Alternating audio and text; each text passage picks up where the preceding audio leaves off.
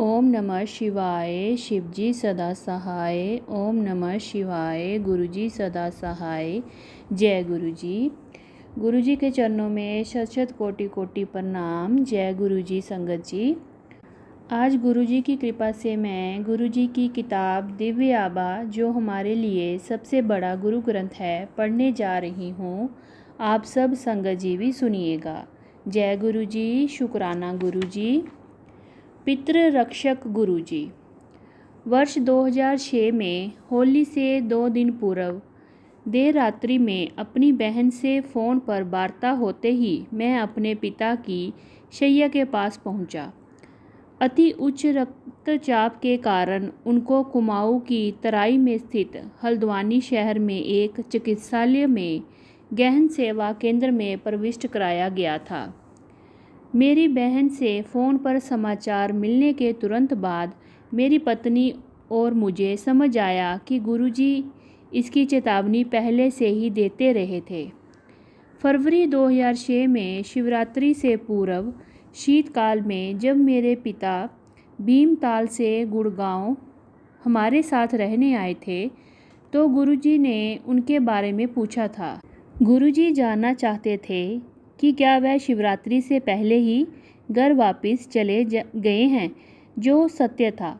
गुरुजी ने एक अन्य भक्त, मेरे मामा जी कर्नल सेवानिवृत्त जोशी के द्वारा संदेश भी दिया था कि मेरे पिता मेरे पास रहने के लिए आ जाएं।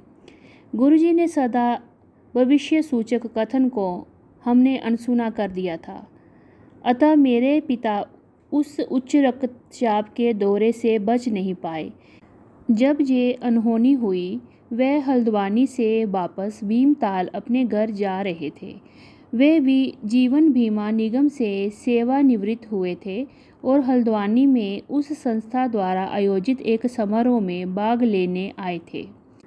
दौरे का आवेग बहुत अधिक था और यदि गुरु कृपा नहीं होती तो प्राणघातक हो सकता था। रक्तचाप के बढ़ने से मेरे पिता की नकसीर फूट गई थी और इस प्रकार रक्त धमनियों पर उसका प्रभाव कम हो गया।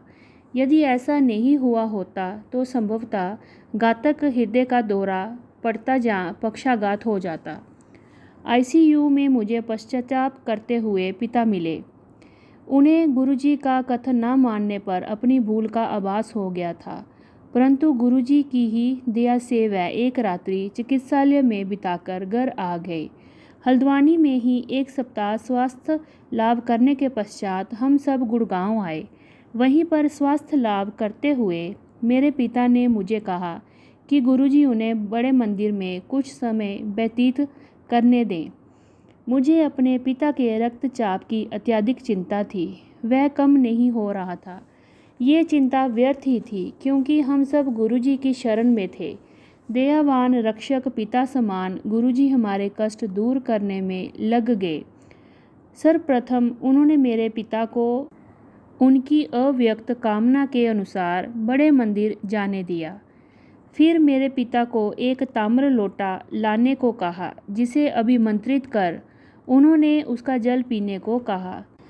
मेरे पिताजी ने गुरुजी की सब बातें मानी। वह मंदिर गए, उन्होंने जल ग्रहण किया और पेट भरकर लंगर भी खाया। ये चिकित्सक के निर्देशों के विपरीत था। उन्हें हल्का लवण रहित भोजन खाना था। निश्चित रूप से गुरुजी का लंगर इस प्रकार का नहीं होता। मेरे पिता का पूर्ण शय्या विश्राम का भी निर्देश था, पर वह बड़े मंदिर में बैसाखी समारोह के आयोजन में लगे रहे। गुड़गांव आने के 3 सप्ताह उपरांत हम चमत्कृत हो रहे थे। उस मायावी अभिमंत्रित लोटे से जल ग्रहण करने के कुछ दिन बाद ही उनके स्वास्थ्य में अभूतपूर्व सुधार आया। उनका रक्तचाप भी कम हो गया। गुरुजी के आशीर्वाद से न केवल रक्तचाप कम हुआ, उससे चिकित्सक की दी हुई औषधियाँ भी व्यर्थ हो गईं। चिकित्सा विज्ञान को पुनः आस्था और विश्वास के रहस्यों ने आवाहन किया था। मेरे पिता के लिए गुरुजी जीवन रक्षक सिद्ध हुए हैं। मेरी पत्नी और मुझे गुरुजी की दया और कृपा के इतने अधिक सुअवसर प्राप्त हुए हैं कि उनका हृदय से आभार प्रकट करने के लिए हमारे पास शब्द नहीं हैं। यदि वह अनुमति दें तो हम ये जीवन उनके कमल चरणों में व्यतीत करना चाहेंगे। गुरु जी को सदा हमारा सादर प्रणाम। ये सत्संग गुड़गांव के जीतू अंकल जी का है।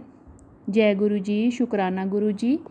ओम नमः शिवाय, शिव जी सदा सहाय। ओम नमः शिवाय, गुरु जी सदा सहाय। जय गुरु जी, शुक्राना गुरु जी।